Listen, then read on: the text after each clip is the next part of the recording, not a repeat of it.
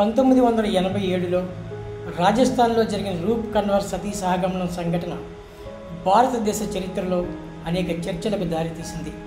ఈ సంఘటన మహిళా హక్కులు, మూఢనమ్మకాల గురించి మనలో ఆలోచన రేకెత్తించింది. రూప్ కన్వర్ 18 ఏళ్ల యువతి.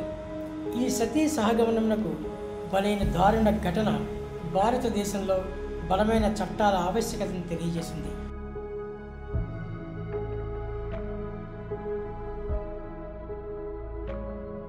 రూప్ కన్వర్ తన భర్త మాల్ సింగ్ చౌదరి మరణించినప్పుడు కేవలం 18 ఏళ్ల యువతి. 1987 సెప్టెంబర్ 4న రాజస్థాన్లోని దివురాలా గ్రామంలో సుమారు 200 మంది సమక్షంలో ఆమె సతీ సహగమనం చేసింది.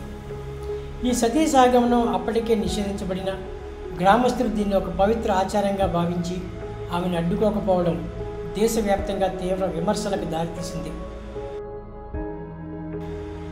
ఈ సంఘటన తర్వాత గ్రామస్తులు ఆమెను సతీమాతగా పూజించడం ప్రారంభించారు.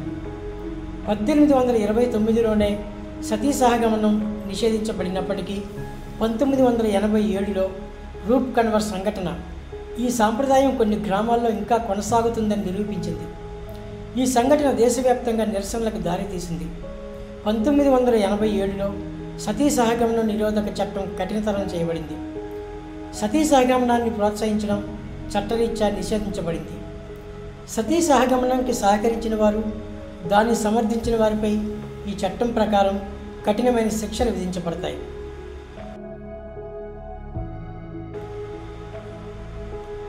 రూప్ కన్వర్ సతీ సహగమనంలో ఆమె కుటుంబం మరియు గ్రామస్తుల పాత్రపై పెద్ద ఎత్తున ఆరోపణలు వచ్చాయి. విచారణలో ఆమెను బలవంతంగా సతీ సహగమనం ప్రేరేపించారని అనుమానాలు వ్యక్తమయ్యాయి. ఈ సంఘటనపై ప్రభుత్వం కేసు నమోదు చేసి గ్రామస్తులు మరియు కుటుంబ సభ్యులపై చట్టపరమైన చర్యలు తీసుకుంది.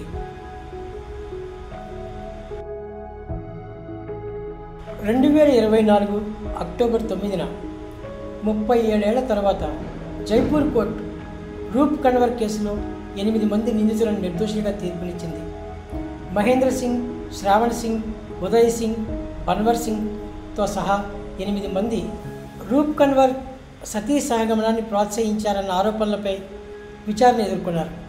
కానీ తగిన సాక్ష్యాలు లేకపోవడంతో కోర్టు వారిని నిర్దోషులుగా తీర్పునిచ్చింది. ఈ తీర్పు మహిళల రక్షణలో చట్టాల ప్రభావంపై చర్చకు దారితీసింది. సతీ సహగమనాన్ని నివారించడానికి కఠిన చట్టాలు ఉన్నప్పటికీ ఈ తీర్పు ద్వారా మహిళా హక్కుల పోరాటం ఇంకా కొనసాగాల్సిన దశలో ఉందని వెల్లడైంది. రూప్ కన్వర్ మరణం భారతీయ చరిత్రలో సాంప్రదాయ ముసుగులో మహిళలు అనుభవించిన హింసకు నిదర్శనంగా మిగిలిపోయింది. ఆమె కథ స్త్రీ పురుష సమానత్వం కోసం ఉద్యమాలకు స్ఫూర్తినిస్తూనే ఉంటుంది.